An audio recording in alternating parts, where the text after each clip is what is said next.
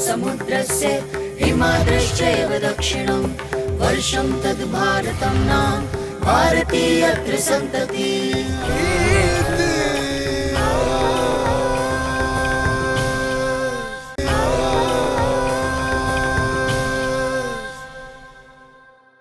जगदीश सुदेश भवेश विभो।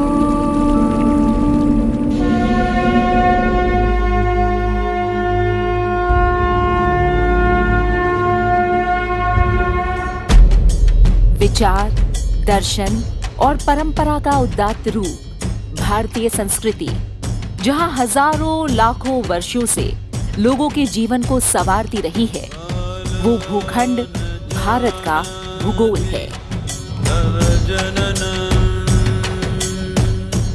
भूगोल और संस्कृति के बीच एक घनिष्ठ संबंध है।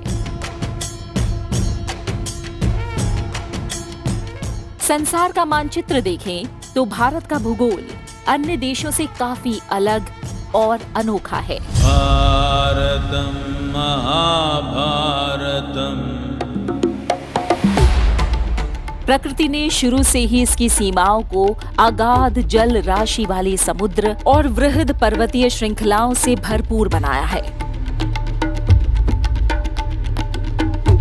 प्राचीन भारत की भौगोलिक सीमाओं की बात करें तो बृहत्तर भारत की अवधारणा सामने आती है।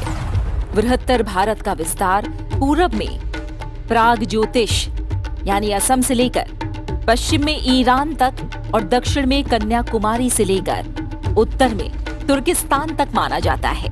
इतने विशाल भूभाग में आज भी भारतीय संस्कृति और सभ्यता के प्रमाण मिल जाते हैं। वेद पुराणों में भारतवर्ष की नदियों, पर्वतों और प्रांतों के वर्णन को देखकर समग्र भारतवर्ष की भौगोलिक स्थिति का पता चलता है। उत्तर में हिमालय से लेकर दक्षिण के सह्याद्री, मलय, नीलगिरी, मध्य के विंध्य, श्रीशैल आदि पर्वतों, सिंधु, सरस्वती, शतुद्री, बिपाशा, वितस्ता जैसी नदियों का वर्णन करके विशाल भारत की सांस्कृतिक एकता की संकल्पना की गई है। हालांकि अल्प ज्ञात तथ्य, विस्मृत साक्ष्य के आधार पर जब इतिहास गढ़ा गया तो भारत के अस्तित्व और भौगोलिक अवस्थिति को लेकर कुछ मिथक भी प्रचलित हुए।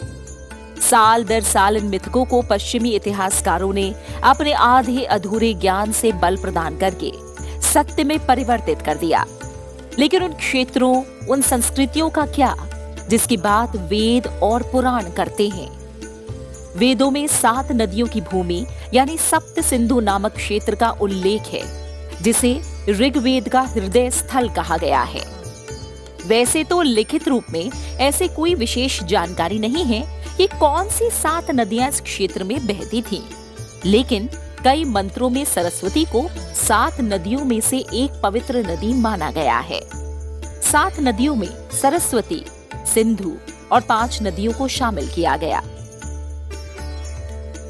बात सरस्वती नदी की करें तो वेदों में संदर्भित सरस्वती नदी के वास्तविक प्रमाण और वैज्ञानिक साक्ष्य भी मिले हैं। ऋग्वेद में सरस्वती का उल्लेख 72 बार आता है और 3 स्रोत तो पूरी तरह से सरस्वती को ही समर्पित है। ऋग्वेद के नदी स्तुति सूक्त में अनंत, अखंड और प्रचंड वेग से गमन करने वाली सरस्वती नदी को यमुना के पश्चिम और सतलुज के पूर्व में बहते और पर्वतों से सागर तक पहुंचते हुए बताया गया है। तो इतिहास की इस कड़ी में हम बात करेंगे भारत के भूगोल की। जानेंगे कैसे आकार लिया भारत ने, कैसे प्रकृति ने भारत की सीमाओं को अभेद बनाया।